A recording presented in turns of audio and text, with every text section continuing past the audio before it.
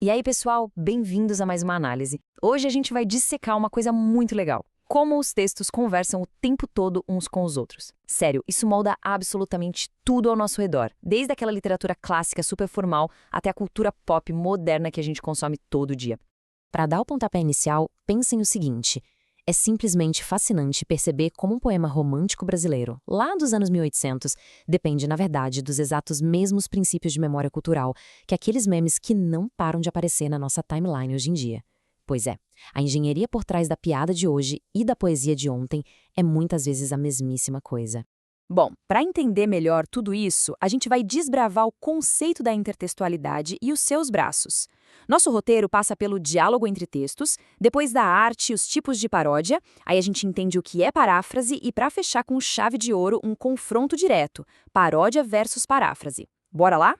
Começando então pelo diálogo entre textos. É aqui que a gente prepara o terreno para entender as regras do jogo, sabe? De como todas as peças de mídia interagem umas com as outras por aí. O ponto crucial aqui é o seguinte: a intertextualidade é como se fosse uma conversa contínua entre os textos. É aquela relação onde a gente, o público, precisa puxar lá da nossa própria bagagem cultural para conseguir pescar as referências. Algumas são super escondidas, outras bem óbvias. É mais ou menos como uma piada interna numa roda de amigos. Se a gente não tem o conhecimento prévio da obra original que serviu de inspiração, a piada simplesmente passa batida e a conexão inteira se perde. Faz sentido, né? Compreendida essa base, agora a gente muda o nosso foco para a seção 2, a arte da paródia. Essa é, sem dúvida, a contraparte mais rebelde e subversiva de toda a intertextualidade. E para ilustrar isso de um jeito brilhante, vamos olhar para um texto-fonte original e bem sério. A famosíssima Canção do Exílio, escrita pelo Gonçalves Dias. Esse é um marco imponente da nossa literatura. O poema expressa aquele anseio profundo, uma nostalgia imensa pelas palmeiras e pelos sabiás da terra natal.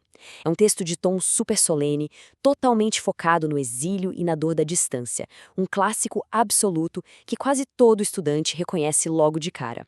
Agora, olha só que fantástica essa justaposição bem-humorada.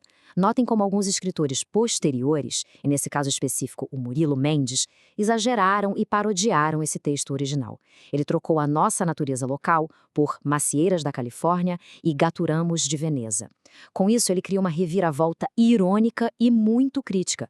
Quer dizer, a estrutura rítmica ainda está lá, a gente reconhece o ritmo, mas o sentido original foi completamente sequestrado e subvertido para gerar um choque divertido e nos fazer pensar. Mas olha, o que é fascinante é que nem todas as paródias são construídas do mesmo jeito, o que nos leva aos tipos de paródia. Quem cria pode manipular os textos originais usando 3 métodos estruturais muito diferentes.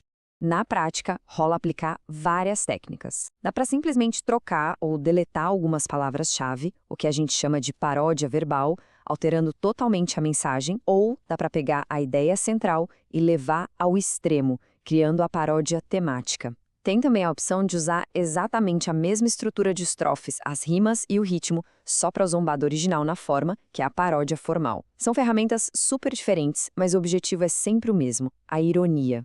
Vamos ver como isso funciona na prática com uma história que todo mundo conhece, a clássica fábula da cigarra e da formiga. Na versão original, a gente lembra muito bem da punição severa da cigarra irresponsável que fica cantando e depois sofre no frio, certo? Mas, na versão parodiada, essa moral rígida é totalmente subvertida por uma resolução bem mais moderna e generosa.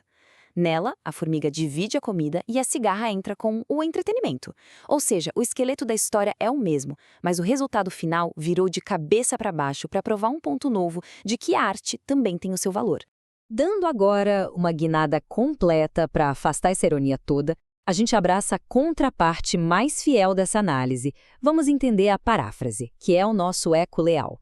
O ponto fundamental para a gente absorver aqui é que parafrasear é essencialmente dizer exatamente a mesma coisa, só que com uma roupagem nova. O sentimento original fica perfeitamente intacto. Sabe quando a gente vê uma figura de cera incrível da Mona Lisa no Museu Moderno? Então, a intenção ali é puramente homenagear, é ecoar e respeitar a genialidade da pintura original, traduzindo isso para uma nova mídia. Não tem absolutamente nenhum desejo de zombar ou desconstruir a obra. Para dar um exemplo super prático nas artes, a gente tem a música do Jorge Versilo.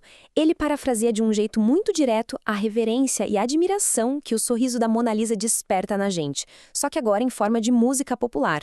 A sensação de admiração, o maravilhamento, é o coração das duas obras.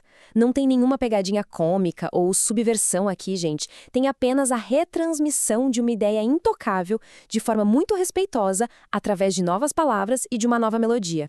Chegou a hora de colocar essas duas ferramentas frente a frente. Na nossa quinta sessão, Paródia versus Paráfrase, a gente traz o confronto final para esclarecer de uma vez por todas a mecânica dessas duas engrenagens.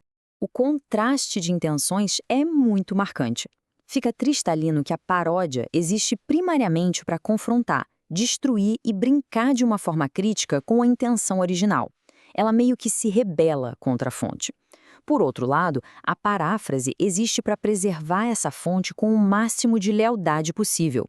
Então, enquanto um lado usa a ironia como arma principal, o outro usa a reformulação como um verdadeiro tributo. E para adicionar uma última camada de clareza nisso tudo, é super importante notar como um terceiro elemento, a sátira, se encaixa nessa história, mas ao mesmo tempo difere de todo o resto. Prestem atenção.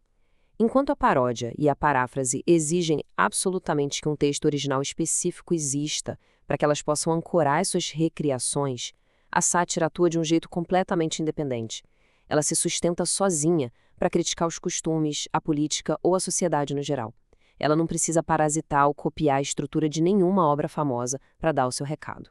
E assim, chegando ao final dessa nossa análise, eu deixo uma provocação para que o nosso consumo diário de mídia ganhe uma perspectiva nova a partir de hoje. É muito fantástico notar como essa grande conversa entre os autores está aí, espalhada à vista de todos nós o tempo inteiro. Fica a reflexão. Quando foi a última vez que aquele refrão de um anúncio, ou até uma piadinha ali rolando no feed de uma rede social, despertou em vocês aquele estalo imediato de reconhecimento de uma obra clássica?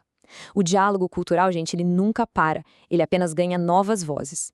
Muito obrigada pela companhia e até a próxima!